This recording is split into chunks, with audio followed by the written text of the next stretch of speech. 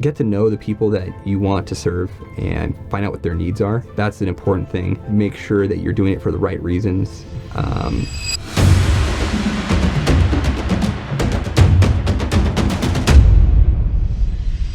Running for House of Representatives in Utah in District 22. We'll be talking about why he's going for this position, his platform, and this is your opportunity to learn a little bit more about this candidate so you can be more educated about voting, understanding the person behind the name on the ballot. Anthony, thank you for being on the show. Really appreciate you. I'm glad that you dressed down as I asked you to dress down. This show is all about just being casual, being yourself. And so again, thanks for that. You're going to have enough time, with a tie, suit and tie, or whatever you're going to be wearing once you get elected. That's true.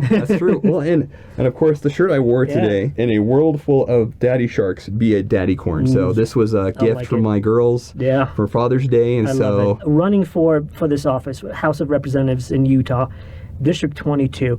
I'm going to jump right in, and then we're going to kind of backtrack and talk about you a little bit. But how are you planning to be that unicorn in the house of, in the world full of dad sharks? A big thing, and part of my message, is that I don't want us to focus on what your party affiliation is. I don't want you to focus if you're Republican, Democrat, unaffiliated. Like, I want you to be able to come to me, and because I'm your representative, and I can be a voice for you. And if there's a problem you have, let's try to find a solution. And sometimes that's legislatively. Sometimes it's looking elsewhere. I mean, working with our different layers of government, whether it's county, local, or maybe some other avenues in the community. You are a young cat, and just give us a little bit more about yourself. What are you doing right now? What kind of role do you play in the adult life? And if any of that translates into if you would get elected into the House of Representatives, what do you do right now, Anthony? So right now, I'm a Utah County attorney in the civil division. Okay. So sometimes I'll get people that ask me like criminal questions. I'm like, no, that's not my area. Right. So I deal a lot more with like drafting of ordinances, reading through state law, and being able to figure out how that applies on the local level, working with cities and trying to help draft contracts to provide services or grant funding and stuff like that. And then I also just provide counsel to the different boards that I'm associated with. I'm also the Utah County, the Utah County Property Tax Officer. Mm-hmm. And so my role is just that as people like put in applications and stuff like that about their property taxes, I review all of those, and then I brief the Board of County Commissioners for Utah County on like what the recommendations are and what they probably should do. And so, I that's the different. It's very broad, so I have a lot of different hats I wear, and I'm always asking myself, like, who's my client in this situation, so I can make sure I'm providing them the right legal advice that they need. Why did you chose doing this particular, vocation, doing what you're doing? I mean, sounds like a lot of paperwork, and is that where you thrive? I mean, yes, yeah. So that's the sad, I guess, thing about me. So I definitely enjoy paperwork. My undergrad was finance, business management. I've done taxes for years. Ever since I was 18, I did my own tax by hand. And then once, I was in my 20s, TurboTax started, being more of a thing. Did you get a letter from IRS like, stop that, use a computer?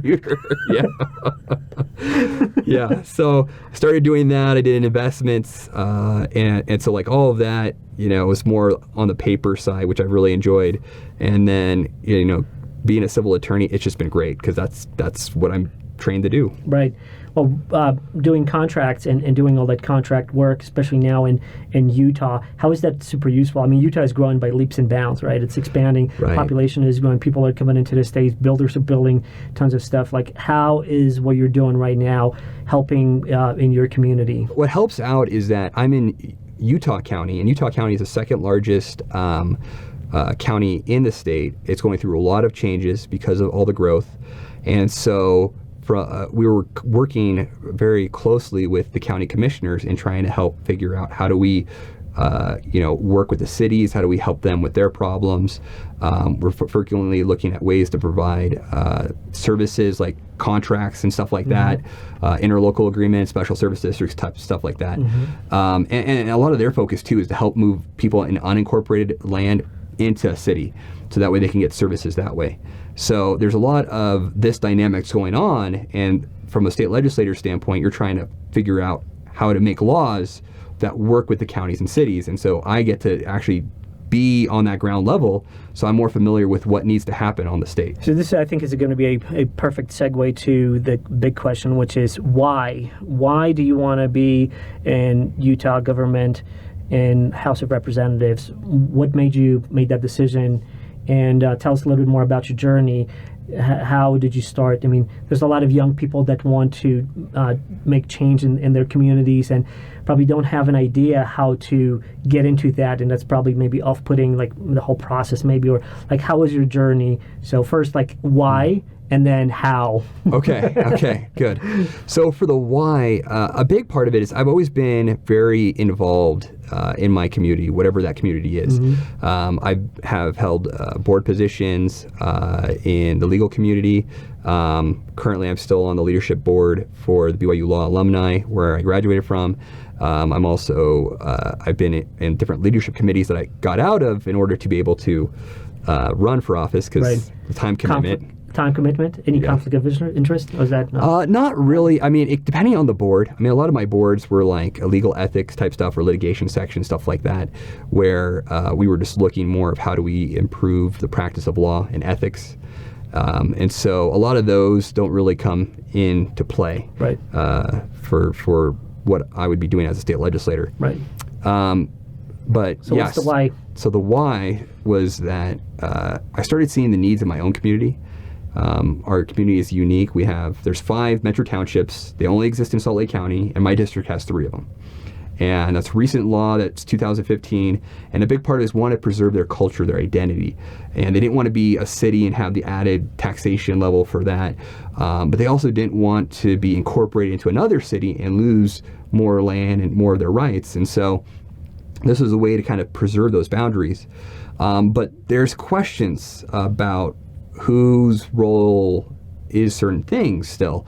I've had conversations with both people that are members of the community or people in the office that have questions that there's some practical ambiguity in the statutes.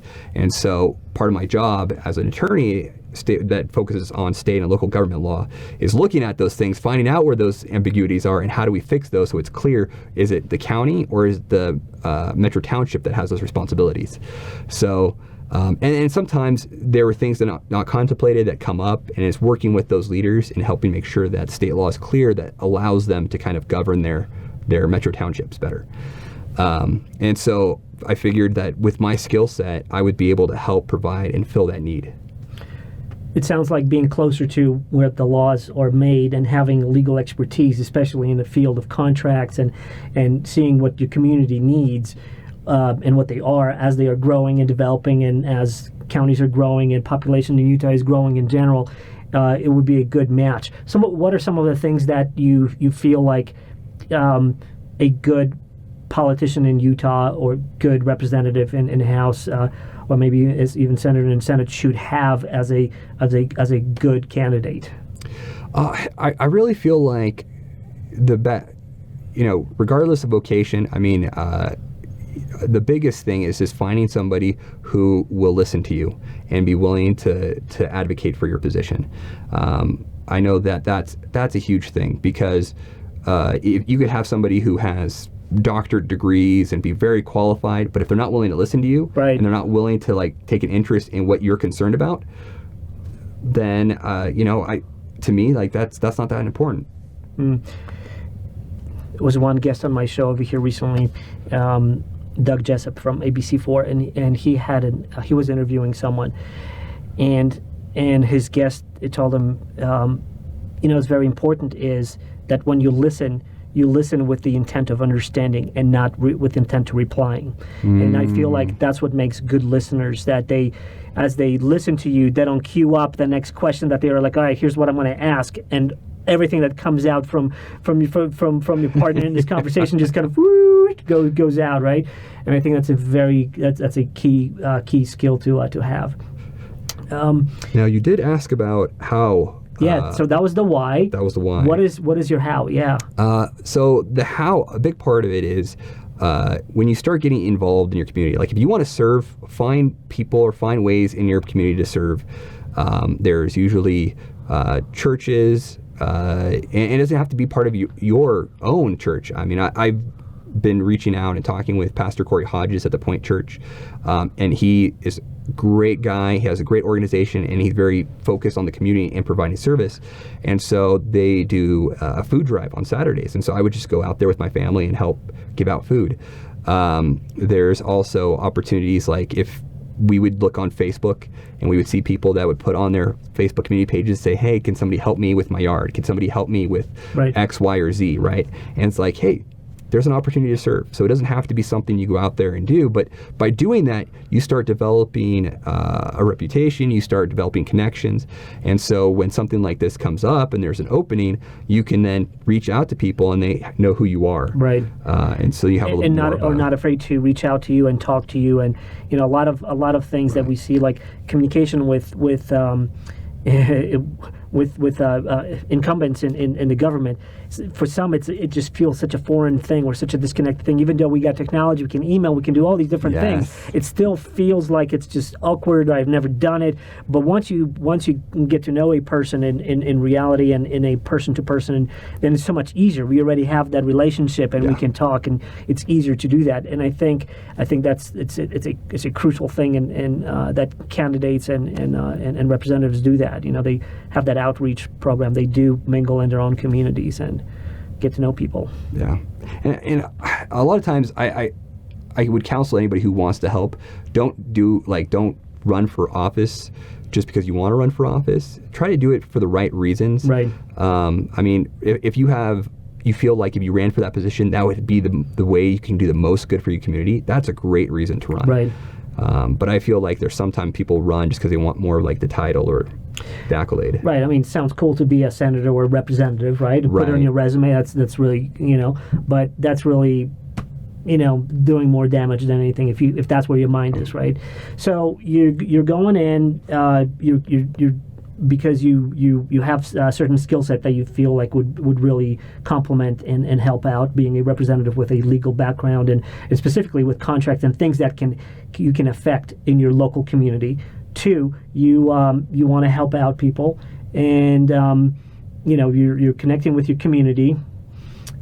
What are some of the other things? Is there any other why or Well, I guess the other why would be a little bit more on a personal side. I mean, I grew up, my dad's Mexican, so he's from Mexico and immigrated over, and then my mom is more European, as you can tell from my complexion that I have. Let's get a close-up shot. Yeah. Most people don't look at me and be like, that guy looks like he's Mexican. Like, yeah, it's not the first thing that jumps to people's mind. In fact, my brother's 2 years younger, so I'm the oldest, and his name's Luis Manuel Loubet, and we were in law school together. And in fact, we worked at certain places together, and people wouldn't know we were brothers. We had to show sometimes our ID to show, no, look, we really are like related. Like I'm the older brother. Right. So, and then with my other brother and sister, it's the same thing. My sister looks the most Hispanic, and so it's a fun dynamic. So it's a.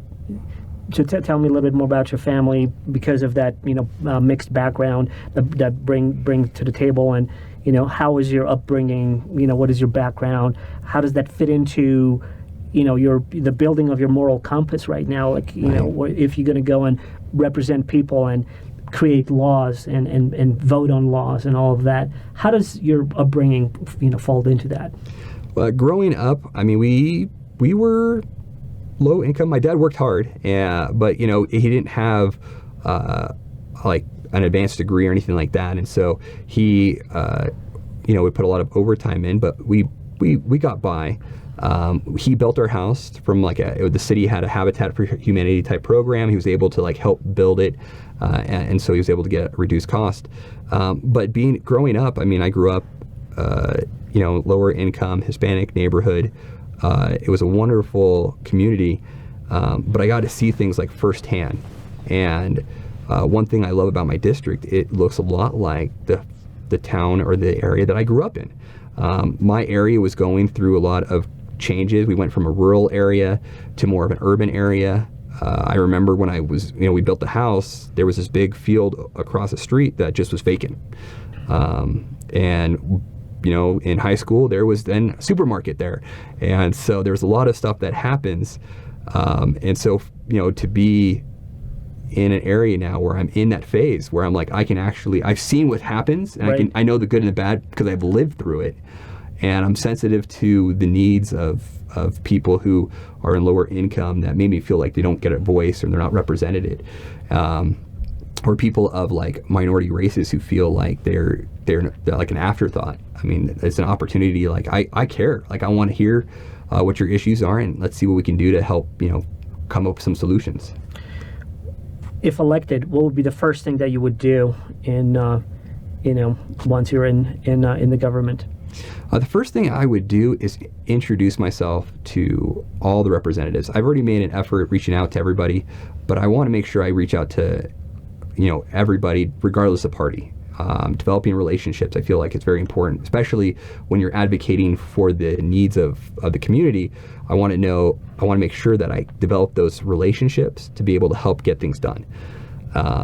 So that's, I think, the first thing I would do. What are some of the biggest problems that you see right now in the governance of the state, at the state level and local level? At the state level, some of the things that I've seen, education, that's a big one, especially with whole COVID-19. I mean, this education is a consistent issue every year, right? Where we're always trying to figure out money, teachers, but now we have the added dynamic of safety, right, of health, and how do we make sure that the kids are going to be safe? How do we make sure that teachers are safe? How do we make sure that the quality of the education is still good? Do you have kids? I have 6. 6 kids. 6 kids. Good on you, man. So what are your thoughts on fixing the education system so they can get a good education? We have I can't speak for Utah as a whole because I have very small exposure over in the Grant School District. And we have some phenomenal teachers that I feel like they put in so much more than they get compensated for because that's their way they're serving this community, is like they take an interest in our kids and then they kind of just build on it. And I'm like blown away by it. And I know that one of the things that I'm concerned about is there's not a lot of advanced programs on the west side. So my boys got tested and they were in the top like 90 percentile. I was like, great. And my son, he had to go to a different school because the current school he was at didn't have advanced programs. My older son, same thing, except we had to go farther because they didn't have any openings in the whole west side. And which then it kind of looks weird when you're looking at the grades of the schools, because then the schools on the further east side start to look really good. Right. Because the west side schools don't have the programs to attract the more higher testing kids. So it's kind of like a bias because of that. Yes, yes. And so, and I don't necessarily think that they're, doing that with intent, but I would like to work with them to figure out what is it that we can do to help fix that problem. Right. Because there may be something that needs to happen legislatively. Maybe there's resources that they need on their level, or maybe we need to start talking to other people to help fix that. Let's talk a little bit more about your platform and kind of the standard things that you probably already talked about on your website, but here you can kind of maybe provide a little bit more either context or background on it. What are some of the major points that you're running on? What is in terms of your platform? The first point was education, which I think I did a really good job of talking about it. But I think the other two areas that I've really been focused on, that I've been hearing concerns from the people in my area, is the improvements to the infrastructure and also the taxation. Some of that isn't something I can directly do from the state level.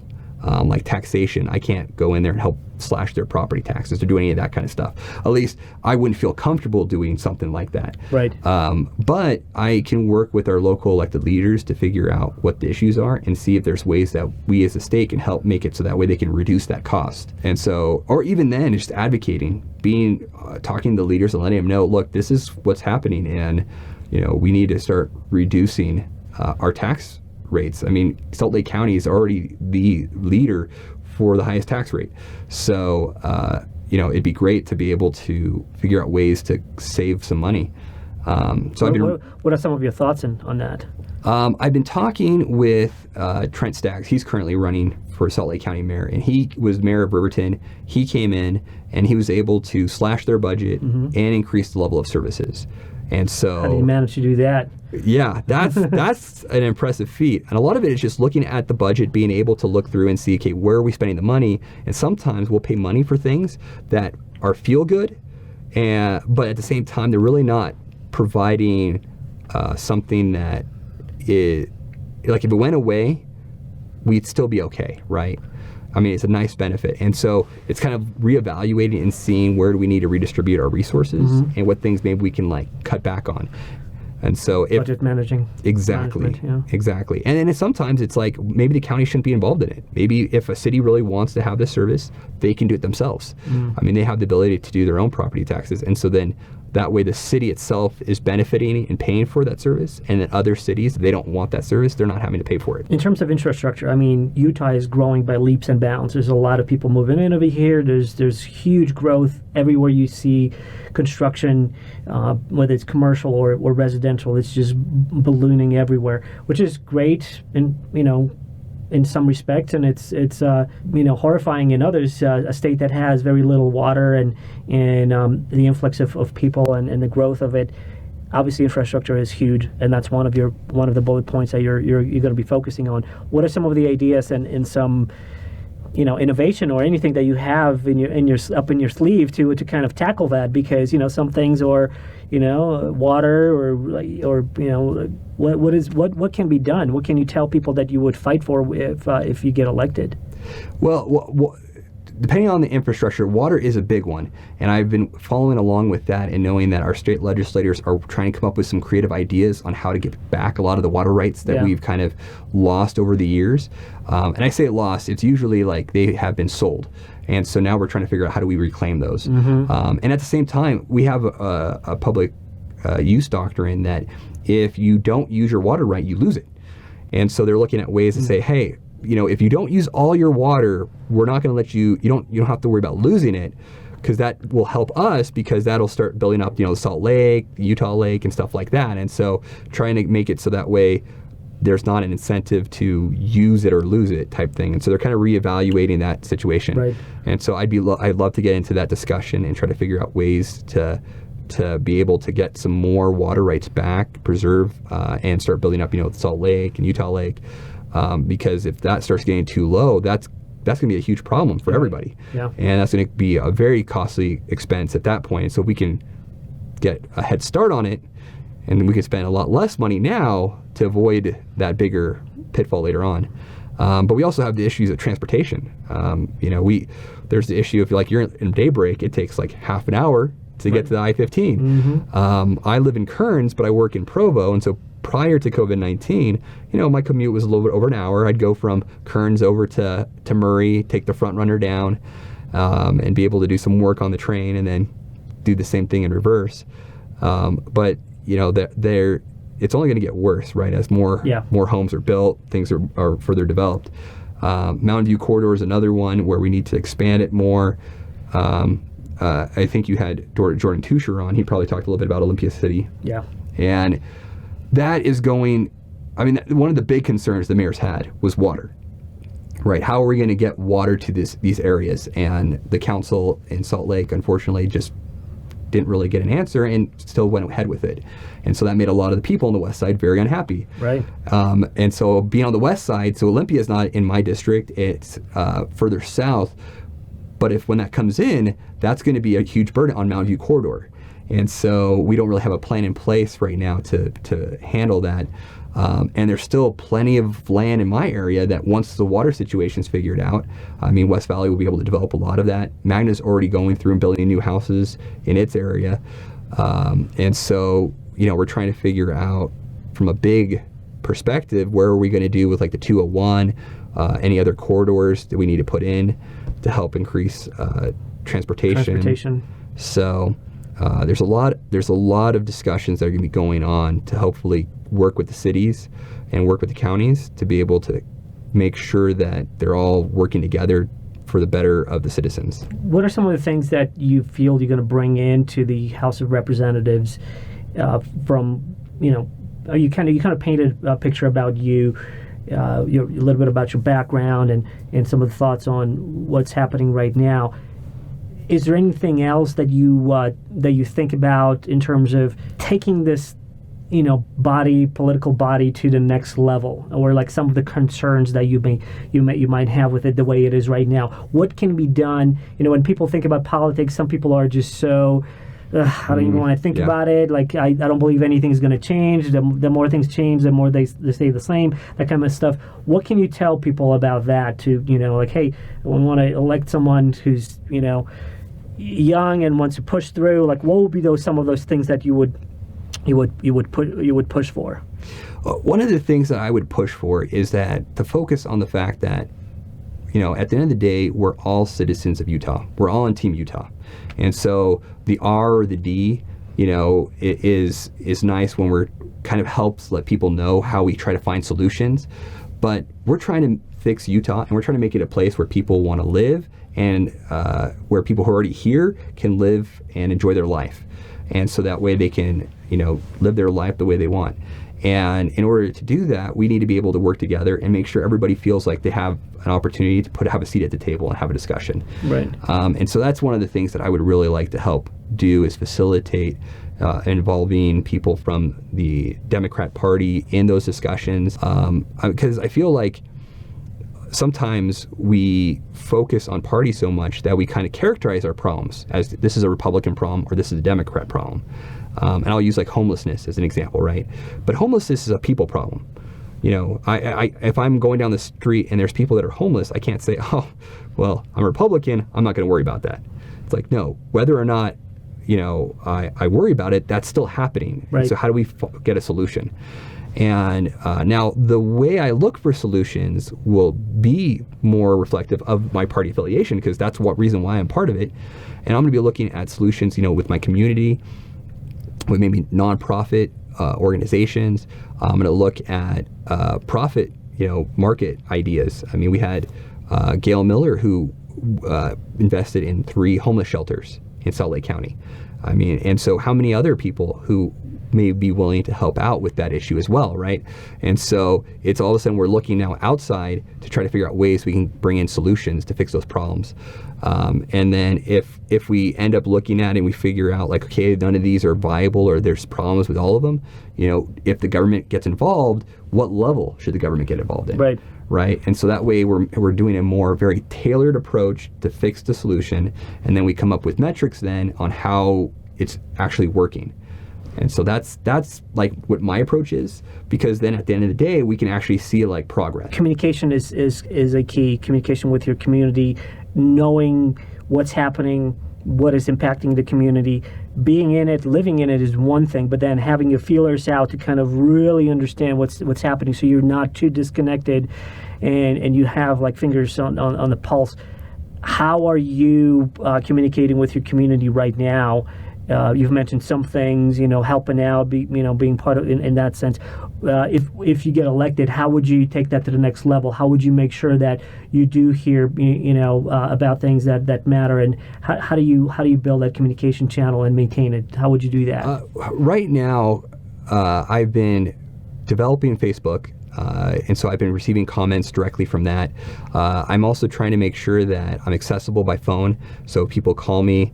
But at the same time, a lot of those, like if people aren't going on computer a lot, or they haven't discovered me on Facebook, a big thing is like I'm going door to door and developing it that way, making phone calls. And then I'm having people who are volunteers that are willing to help are also doing that as well, because I need to make sure that the people know like where they can get their information. I've also created a MailChimp account where that way I can kind of send out periodic updates. So if people really want to know what's going on and want those updates, they can go to my website, they can sign up and get those. But that's always a question, is how do we disseminate information? Right. How do we reach everyone? Right. And there's some people that are just like hands off and they want to live their lives, which is, I respect that. But at the same time, it's in how do I find those that do want to know? And then of course there's always people that don't want to know until they have an issue that they want to know more about, and then they're like, oh wait, what was that? How do I find it? So trying to figure out ways to be relevant and be accessible. I think it's just an ongoing problem, but those are the ways that currently that I'm trying to get out there and get my name out. How are you going to be different than other candidates right now, and or incumbents in the House? I think it goes back to my training. I mean, we have several attorneys that are up there, but there isn't really one with my level of specialty where it's more state and government law. And so that in that way, I will be a little bit differently because I'll be looking at it from knowing how counties and cities read the state laws, and when they're looking at it, they're figuring out how the actual logistics and application of it, because sometimes that doesn't seem to come across very well in the actual execution of the law. And so I'll be able to bring that voice to the table and help kind of work out some of those details before the bill is signed into law. And I think the other part, which I think I mentioned just before, is just bringing that collaborative and team effort. How are you going to build a bridge with, let's say, representatives from a Democratic Party in the House? How would you, how is that going to look? A big part of it is, getting to meet them, because you can't force somebody to like be your friend or be a colleague or exchange ideas. And I do know that there is a good number of representatives up there that do have good relationships with those that are Democrats. And I do know like a lot of the Democrats also have good working relationships with people that are Republicans as well. But my focus is trying to make sure that when bills are coming up, I've reached out to them and I've given opportunities to be able to build those bridges. Right. And then I make sure I can get their feedback on things to know how they stand on certain things as well. There may be differences. We may still have disagreements on things like that, but I feel like that dialogue, that discourse is important to making sure that the end product is a lot better, because there may be issues that they see that we, aren't. Have a blind spot. Exactly. So we're not really focused on, and they could bring it up and we could be like, oh wow, that is a really good point. And if we didn't have this dialogue or this discourse, we wouldn't have been aware of it. Let's bring you back a little bit to you, the person. Anthony, once a day is over, you're shedding your professional persona of the office. What do you do for fun? I usually spend it with my kids. So my boys love to play games with me. My girls just like to talk and show me all the stuff that they're doing. I posted a video a few days ago. My two youngest, they're 2 and 4, sorry. I have to be careful. She had a birthday in June, so...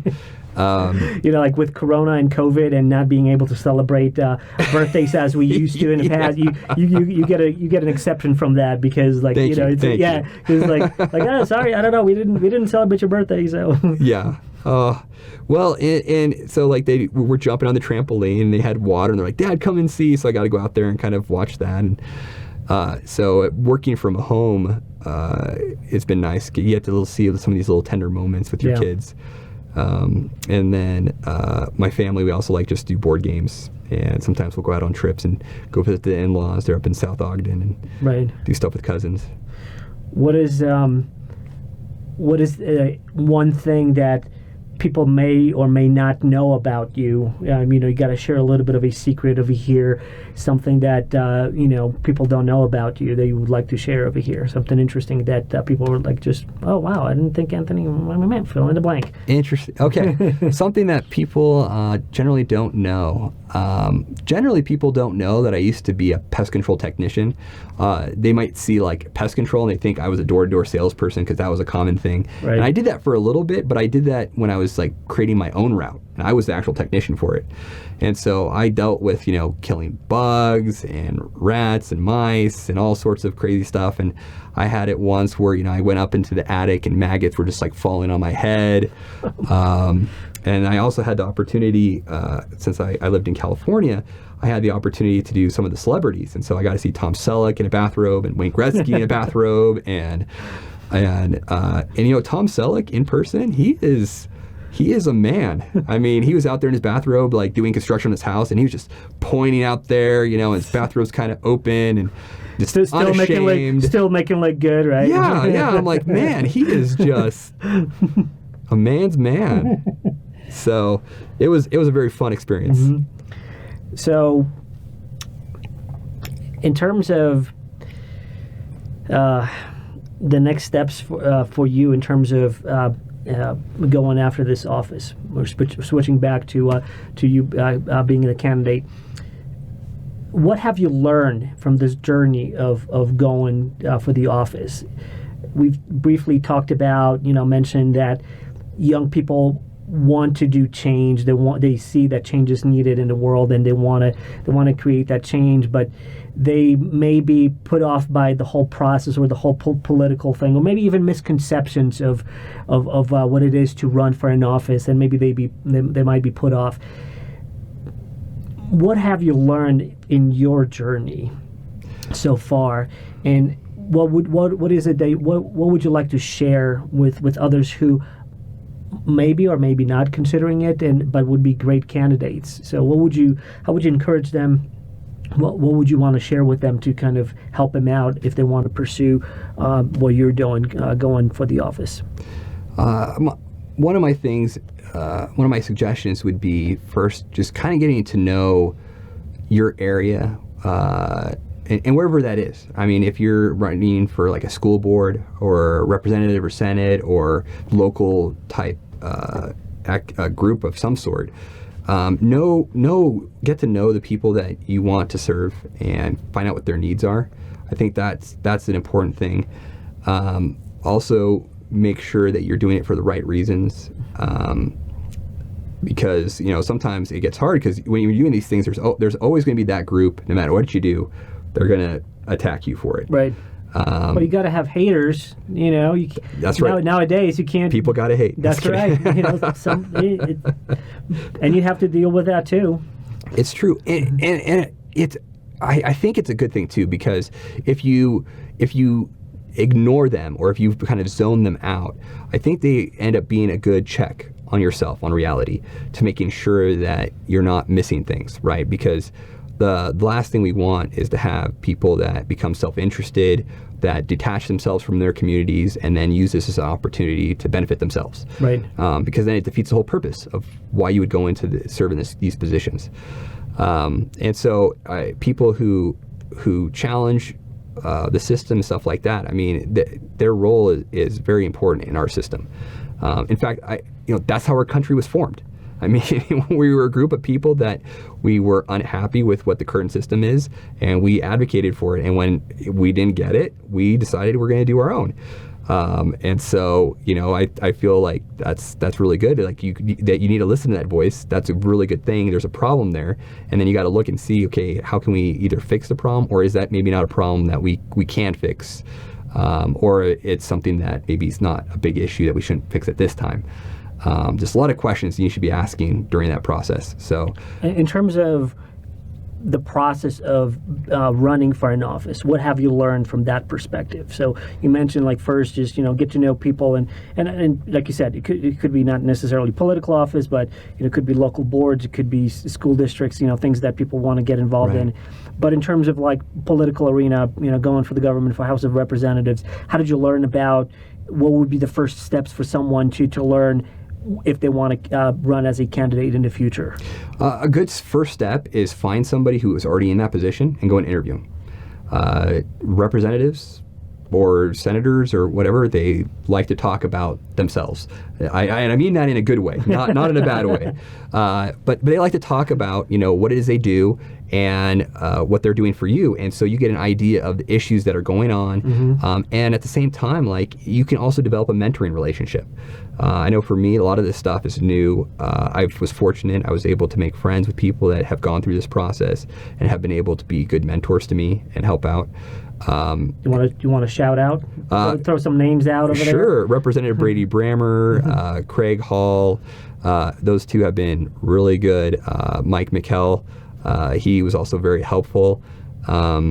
Let's see. On the local level, I mean, I work with Commissioners Bill Lee, Tanner Ainge, Nathan Ivey. Both of them, they're all three of them are Republicans, but they all have very different approaches to fix their solutions, right? And they have very different priorities and stuff like that. And so being able to work with them and seeing how they kind of come up with solutions, that's a big one. I work with David Levitt. David Levitt has been involved in politics, so he was able to help give me some advice. And he gave me some really good advice too, because he was talking about the effect it has on your family, like your kids going to school and knowing that they could hear or see bad things about your dad. And so knowing that if you're going to do anything and you have small kids, making sure it's a family decision. Right. And so always kind of being connected. Very interesting perspective and valuable advice for sure. Yeah. So that would be my advice, is trying to get some of those good connections and mentoring relationships. On the job training, almost like from someone who's in the office. And so that's a great advice. What would you say about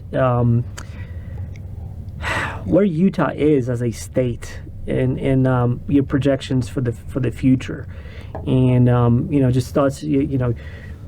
You're from here. You've seen it grow and change and everything. With everything that's changing in the future, what are some of the things that you project, that you see, that you are concerned about? And also, the second part of that question is, what can people do? Because it's not only, there's this tendency of thinking of like someone goes to the office and that's their job to fix everything, right? Which is you can't, last time I checked, you don't have a little red cape in the back over there to fly around and fix everybody's problem. And so the other side of that is what people can do and how can they engage. And so what are your thoughts on that? Some of the big things that I see coming down, Utah really is like a beacon to the states. We are leading in economic development. Our economy is going really strong. We've had really good leadership for many years. And so as that's happening, some of these other states, especially right now in COVID, people are looking elsewhere to move from their locations. Right. And Utah frequently becomes one of their destinations. And so it's, how do we accommodate for that? And how do we plan for that as it's going to go forward? There are some challenges because a large portion of Utah is federal land. And so it's going to require some work with the federal government to be able to start to develop some of that for housing, while at the same time being respectful to the environment and the communities that are already kind of in place. So it's going to require a lot of discussions with people who have interest on how that land gets developed and trying to work out plans that make sense when all is said and done. And so that is going to be one huge area. It's going to take a lot of work, and it's important to have people in there that can think big picture and be able to work out those relationships. How do you think Utah can succeed? Clearly Utah, what I'm impressed with this state is technologically, it's a huge incubator there's a lot of tech developments over here. It's other companies from other states are coming over here because they're attracted to what's happening here. It's a cradle of a lot of innovative work that's being done over here, and so it can become. Heck, we even have Silicon Slopes over here, a kind of like riff off of Silicon Valley in California, and at first I was like, wow, that's kind of like I don't know, chintzy or just a little tongue in cheek over there. But at the same time, I see how all these high tech companies are being drawn in over here. Facebook is building a data center over here. Amazon is happening. Adobe has been here forever. It's just like a lot of companies are being drawn over here. And so clearly there's a big future in terms of technology and that space for the state. But so that ranks up Utah, very high in those respects. How are you? What are your thoughts on that? Like, big corporations coming in over here versus small business. How does that kind of play out in your book in terms of supporting big businesses, but also supporting small, finding that balance? Right. A part of it is, and I think this is where we talk about this relationship between the state, counties, and cities, right? Because cities should have a lot more control of how their land is allocated and where businesses go and stuff like that. But a lot of these smaller businesses, and especially I think now with COVID, are working from home. And so, from a state level, we're looking at regulations to make it allow so they can go out and develop their businesses and get the protection they need and not get bogged down in too much regulation.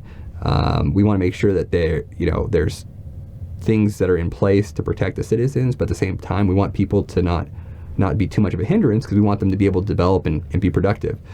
And so it's definitely a balancing act. And I think from the state side, we tend to be more regulatory.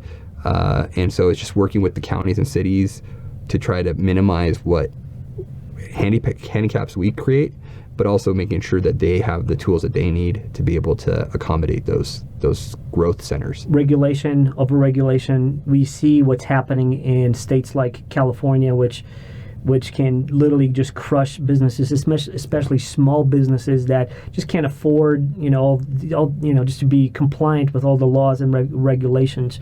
So there's clearly a sweet spot where, you need some regulation, but too much of it is just going to choke out businesses. Right. As an attorney with this kind of expertise under your belt, how would you balance that so that you are, not over-regulating, but at the same time providing enough of that legal structure to have the appropriate laws in place? A part of it is looking at seeing what the purpose is of the law, and then is that actually accomplishing the goal.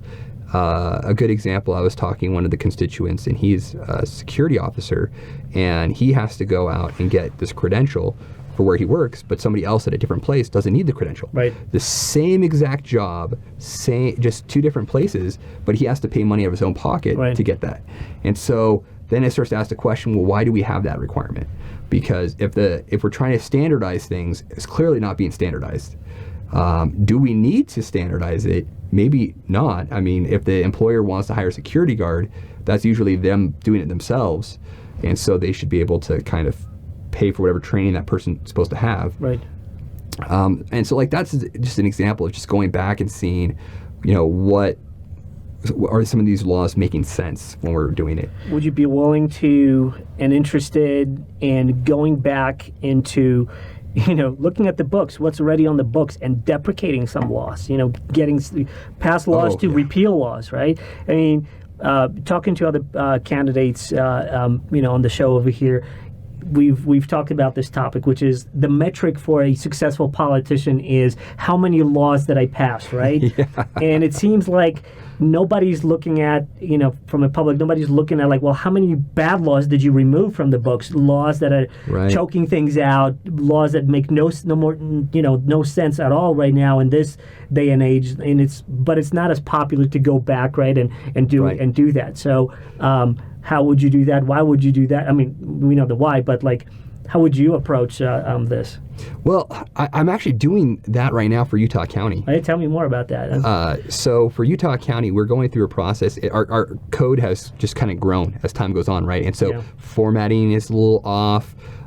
Things don't make sense. And we've met as a civil attorney division, which is 7 attorneys, and decided, hey, we want to redo this. And so we've been working with making it more digital. So we put it in on Municode, and then reevaluating and seeing what things do we need to take out that don't make sense anymore. And there were things in there that were errors that should have been taken out, but weren't taken out at the time. And so now it doesn't make sense. And so we're we got to clean this up. And so we're just doing a comprehensive review. I want to say there's even a law where if you're in the unincorporated county and you're dancing after 1 p.m. or whatever, that's a misdemeanor or something. I mean, it's really, and I saw recently, on the ballot that's coming up in November, I don't know if you've been seeing it, but I think it's a constitutional amendment Proposition C, where they're taking out slavery and indentured servitude as a consequence for a criminal penalty. And it's we're just now getting around to that? Right. I mean, I think that's a great example of how outdated and how how to touch these things are, and obviously they should be just removed immediately.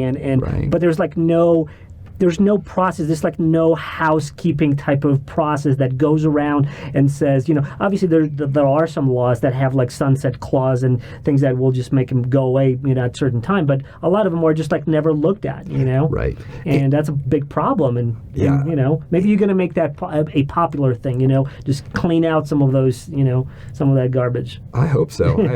Yeah, because I think that the reason behind it is what is the unintended consequence. I take this out, I don't perceive there's an issue, but maybe there's something that I wasn't aware of why that was put into place.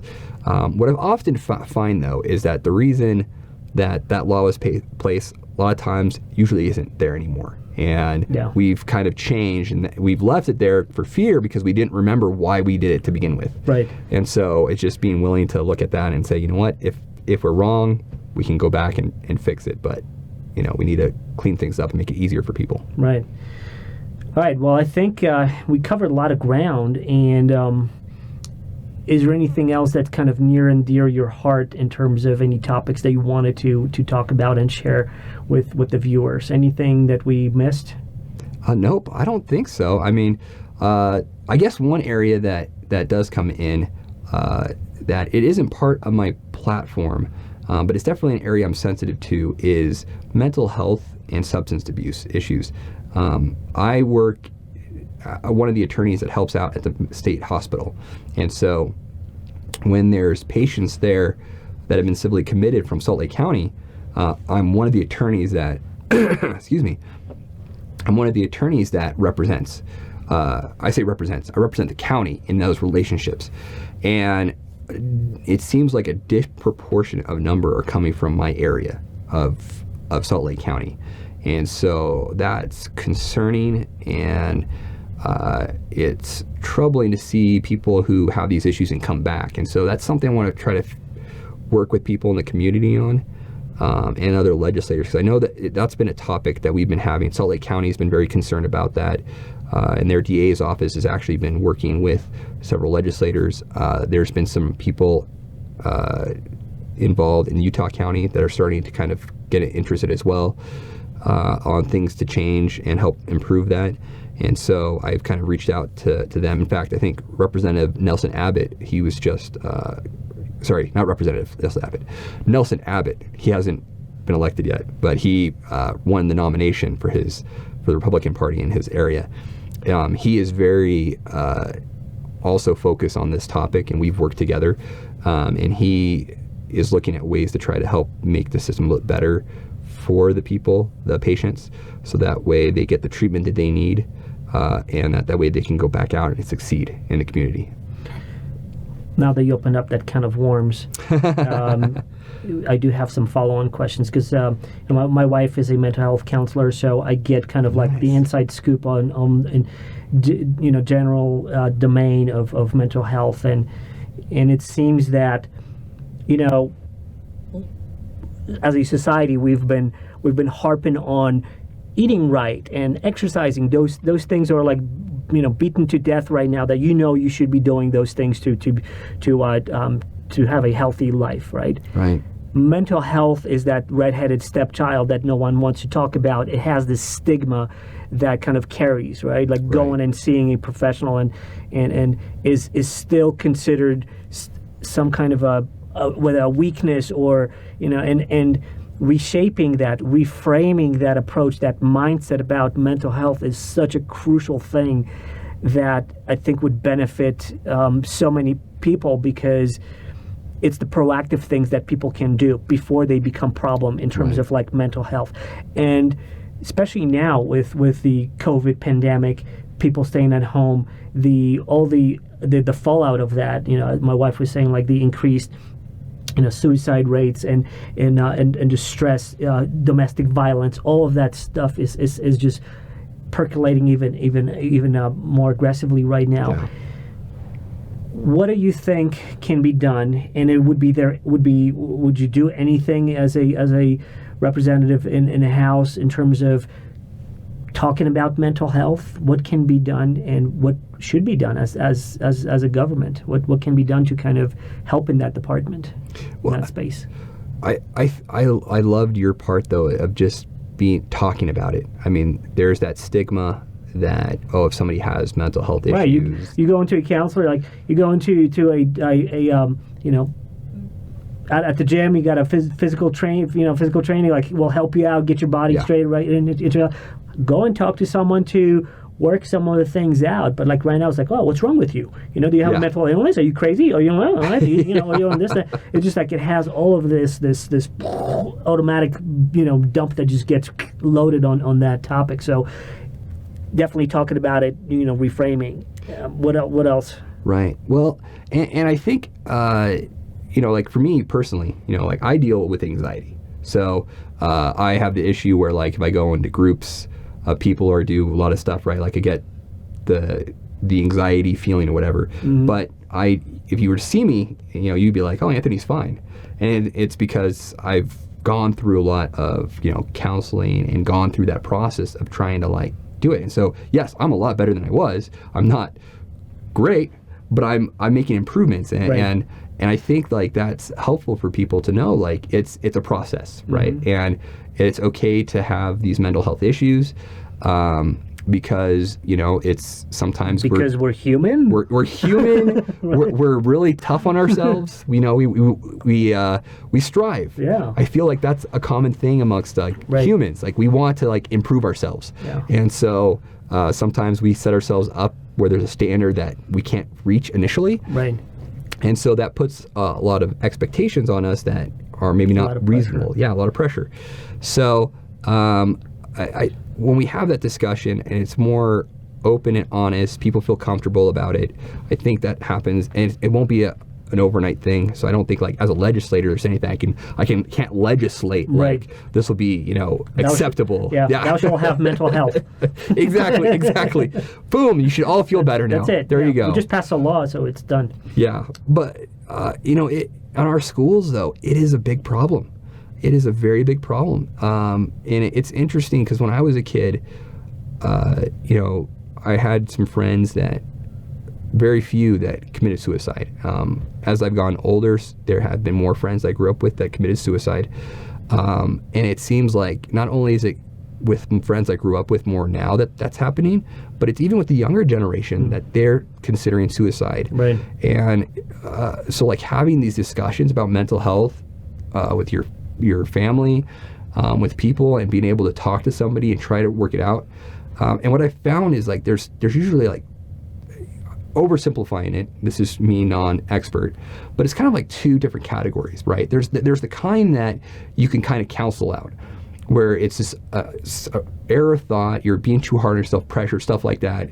This is a very simplified version. But there's other group though where you don't know why you're feeling that way, right? You're going to counseling, but it's not working.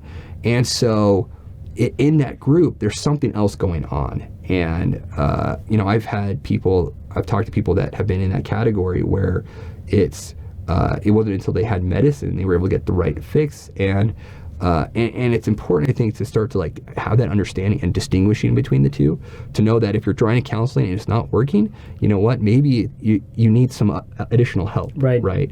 And it's okay, right. You don't have to feel bad that you have to resort to that. Yeah. Just like everything, it will take time. Right. Dealing with all these tough topics, mental health, racism, intrinsic biases, all these different things take time, take effort, and that persistence of talking about it and bringing it to the attention of the public. Will slowly change the, I believe, public's opinion on it. Just like, hey, cigarettes are not cool anymore. Boom. Like it took, how long did it take over decades of like, kind of pushing that, that it slowly is changing. All those different things just take time, but without having focused on it, having that magnifying, lens on it to see it, it's going to be difficult. So like bringing that attention is definitely going to be key. Yeah. So, and then I think when they start noticing that there's a lot more people having the issue than they think, right. It's more common. Yeah, I mean, even a conversation, when I talk to my guests and we inevitably talk about mental health, because it is kind of percolated now, especially with COVID. People see, what social distancing does, or like people see, more of their own little reflection of how they behave, and maybe it's just kind of exacerbated things that they're like, wow, this really is impacting me. They may not admit it yet publicly to others, but they kind of like, it gets to the point that you can't ignore it internally. And then, but when they do see others talking about it, then it creates almost like this safe space in which they can, like, oh, I guess it's cool. Like, oh, wow, you've had this kind of thinking too. Wow, okay, what a surprise. You're a human being and you're struggling with things that a lot of other human beings are struggling with, right? And that, I think, is kind of like, we just need to embrace that, and we need to kind of bring that up so it so we can shed that stigma of like mental health, counseling and therapy that it brings in, and hopefully in time we can kind of like build it in, so it's just yet another thing that you just take care of in your body. Yeah, I had a good friend that I another mentor, but I won't name him because we're talking about his health. But he was in the military, very brilliant, and while I was with him, like he felt like he never gets sick, and he felt like, oh yeah, I never get stressed. But then he started having a lot of symptoms that I was very familiar with. Right. And I'm like, I think you're suffering from anxiety. He's like, no, I don't have mental health issues. Yeah. And lo and behold, it got to the point where he went in. That's exactly what was happening, and he was having just all the other side effects from it, but it was that perception that I'm former military, I was top of my class in law school, so I can't have these issues. Now it's even worse with men. I spoke with several of my guests over here, and actually one guest she was talking about like how much more it's difficult for men, because women they already have sort of like an advantage over men, because like they typically are more social, they have the stronger social fabrics, and with other women. Men are like, what? No, it's okay. No, like, I'm not bleeding, like you're missing an arm. No, it's okay. It's fine. Like, walk it off. It's like, that kind of thing that men are expected of, like just tough it out and all of that. Yeah, okay, great, there's a level to it, but then your mental health should not be one of those things. You should be able to process it and not like just suppress it in you, so that at some point it just explodes when you just can't suppress it anymore. And so with men it's even worse. So like I hope that this stigma is just going to be kind of worked on, and it's, but as a future politician, I hope that that's one of those things that you're going to kind of carry on and add it to your banner of things to kind of talk about and do something about. Well, thank you. I'm glad that you brought it up, because that's an important part, I think, to kind of bring our society sort of to the next level. Yeah. All right. Well, I had a great conversation. Really loved everything that we talked about over here. And this is going to be your time, your shout out to your constituency, so you can kind of tell them why should they vote for you. So here's your time to shout out. Okay, great. Well, one of the big things that I really care about our area, I focused on the people in my community, and I want to serve you. I want to take the skills and talents that I've cultivated to help benefit the people in my community. And I hope that you can be a part of that, and that you'd feel comfortable reaching out to me, talking to me, telling me your concerns, and together we can figure out solutions to those problems, whether that's going to be up at the State House, or is that going to be working with our local leaders in our county or cities, or even working with our community leaders. I want to be able to be there and to help you and be a resource. Thank you. Well, there you have it, folks. Anthony Loubet, House of Representatives, Utah candidate, District 22. Yes. 2-2, got it. 2-2. A real person. It turns out politicians are people too.